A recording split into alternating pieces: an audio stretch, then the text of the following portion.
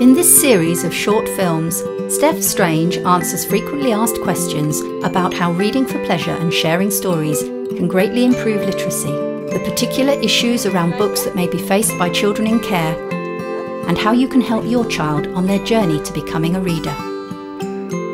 Why can children in care particularly struggle when learning to read? Well, if we go back right to the beginning of a child's life, the baby is born, you have that emotional connection straight away, that attachment holding them really closely. There's a lot of singing, a lot of nonsense words, you go out for a walk in the pushchair and you describe, oh, there's a cow in the field and the cow goes moo. All of these things, the baby might not necessarily understand what you're saying, but they're always developing those language skills. And then the child gets older, they start having stories at bedtime, developing that listening skills or those vocabulary. These things a lot of children in care will have missed out on. Many of the children I've worked with have a really lack of basic understanding, and that means they just really struggle with literacy in general. Many children in foundations start school not knowing the mechanics of just how to hold a book, to turn the pages, to read from left to right. They have attachment disorders, so they haven't got the ability to self-regulate.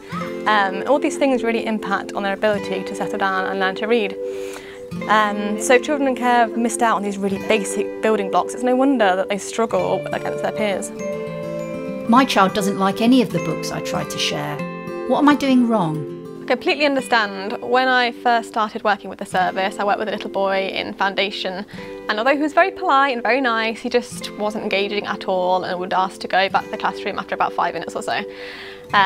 What I realised after a while was that he lacked such basic knowledge that he wasn't able to engage with any of the books that I read with him. For example, he didn't know that birds lay eggs. That was back in 2012. I did a project last year with foundation children and found very similar things.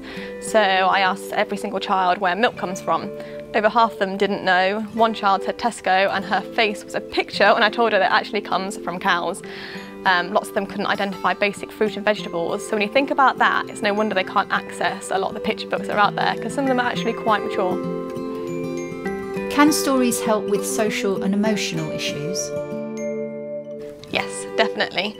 Obviously, picture books have loads of educational benefits, but there's actually loads of wider social and emotional benefits as well, especially for children in care.